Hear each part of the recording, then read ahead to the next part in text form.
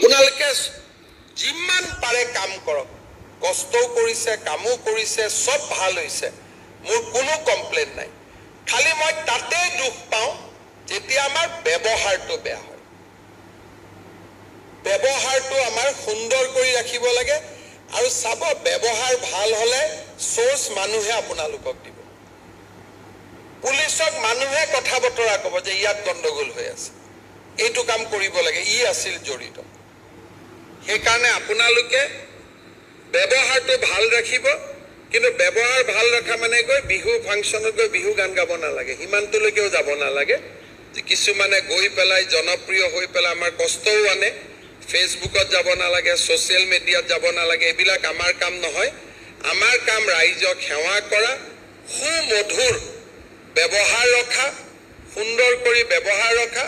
কোনোবা যদি বিহু ফাংচনত প্ৰফেশ্যনেলি গান গাব লাগে, এছপিৰ অনুমতি ল'ব, ইউনিফৰ্ম খুলি ধুতি পাঞ্জাবী পৰিৱেশন কৰি ধুনীয়াকৈ সুন্দৰ কৰি গান গাব, কোনো অসুবিধা নাই।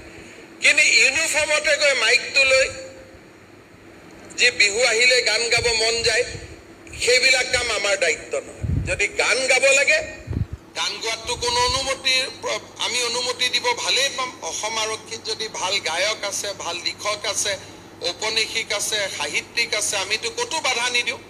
দেই যে প্ৰপাৰ প্ৰচিডিউৰ, আমি ঘৰত যাম, চিভিল ড্ৰেছ কৰিম, এছপিক ক'ম যে ছাৰ আজি বিহু সমিতিয়ে মোক গান গাব মাতিছে, মই গান গাম, ফাংচন কৰিম, কৰক, কোনো অসুবিধা নাই।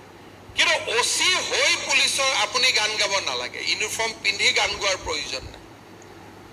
এই যিবিলাক ফটো মাজে মাজে আহি থাকে, সি আমাক অলপ অলপ আমনি কৰে। Discipline, the respect to the uniform, সেইটো আমাৰ মেইন কথা। ইউনিফৰ্মৰ ৰেচপেক্ট হ'ব লাগিব, আৰু ব্যৱহাৰ সুমধুৰ হ'ব লাগিব, আৰু কাম আটাইতকৈ কঠোৰ আৰু শক্তিশালী হ'ব লাগিব।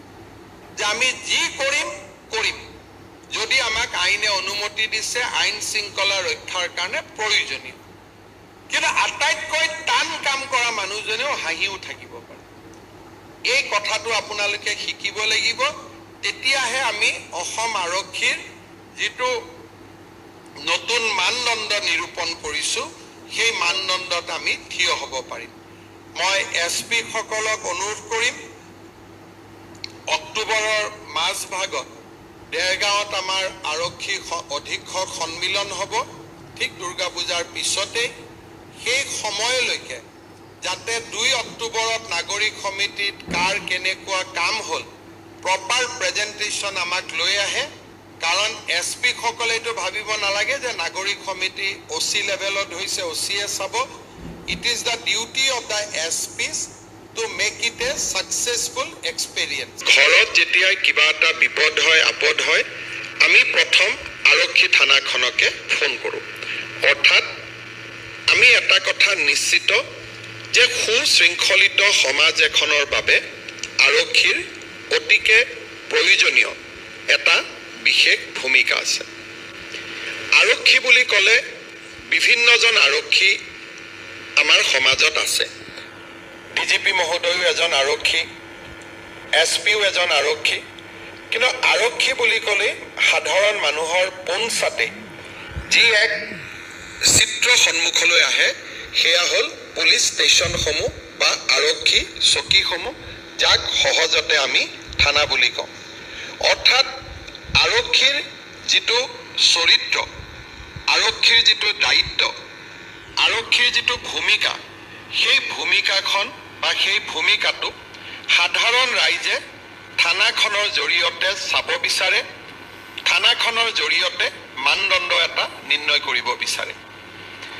অসমৰ মুখ্যমন্ত্ৰী আৰু গৃহমন্ত্ৰী দায়িত্ব লোৱাৰ পিছত ইনফেক্ট 3 মাহৰ ভিতৰতে মই আৰক্ষী থানাৰ অফিচাৰ্ছ ইনচাৰ্জসকলক ইয়ালৈ মাতি আনিছিলোঁ, আৰু আমাৰ চৰকাৰে কি ধৰণে আৰক্ষীক সজাই পৰাই তুলিব খোজে তাৰ বিষয়ে আমি বহু কথা আলোচনা কৰিছিলোঁ।